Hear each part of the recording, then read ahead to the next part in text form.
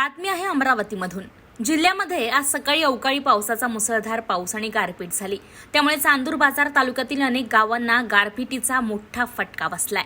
या गारपिटीमुळे कापणीला आलेला गहू जमीनदोस्त झालाय।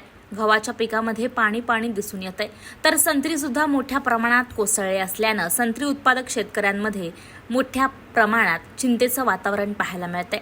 या संदर्भात प्रहारचे अध्यक्ष आमदार बच्चू कडू यांनी संत्रा बागेत जाऊन नुकसानीची पाहणी केली।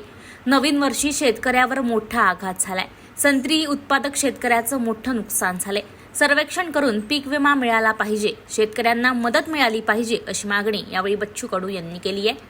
खरं तर संत्र्यासाठी काही धोरण नाही आहे आणि दुसरं हे मरण जे आहे हे नैसर्गिक मरण मी पाहतोय ह्या पट्ट्यामध्ये नेहमी ही गारपीट होते। मला वाटतं एक तर प्रस्ताव असा गेला पाहिजे का हा गारपीटग्रस्त भाग म्हणून घोषित करणं गरजेचं। गेल्या 4-5 वर्ष पाहतो सातत्यानं इथं हे गारपीट होत राहतं आणि संत्रा उत्पादक शेतकऱ्यासाठी ते प्रचंड नुकसानीचं असतं। हेक्टरी 10 लाखाचा जाणारा बगीचाला आता लाख तर सोडा, पैसे तर शून्यच भेटन, पण संत्र्याच्या झाडाचं झालेलं नुकसान कसं भरून निघेल हाही मोठा प्रश्न आहे। आणि याच्यासाठी पंचनामे आम्ही कलेक्टरशी बोललो, तहसीलदाराशी बोललो, त्यांना मॅसेज पण केले। ते पंचनामे करून पाठवणार, पण भेटणारी मदत काही फार मोठी नाही। 14,000 रुपये हेक्टरी विमा भरायचा आणि 40,000 रुपयाची 20 ते 40,000 मदत करायची, हे मला वाटते टिंगल आहे। याच्यात बदल केला पाहिजे। काही बदल केंद्र सरकारवरून जे काही होतात ते करणं। आता जूनमध्ये नवीन टिगर ठरणार आहे। करजगाव आता टिगरमध्ये येत नाही आहे, त्याच्यासाठी आम्हाला प्रयत्न करावा लागेल।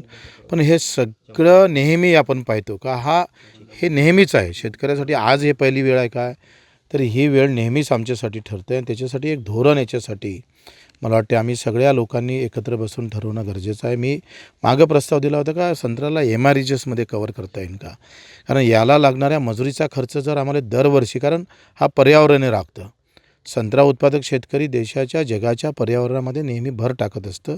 पर्यावरणासाठी आपण लागण तेवढ्या सबसिडी कारखानदाराला देतोय, पण मग संत्रा उत्पादक शेतकऱ्याला का देत नाही।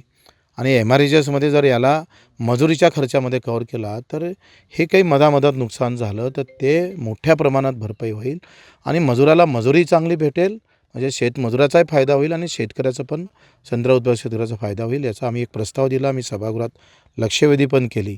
आता पाहू, नाही झालं तर मग आंदोलनासाठी समोर यावं लागेल।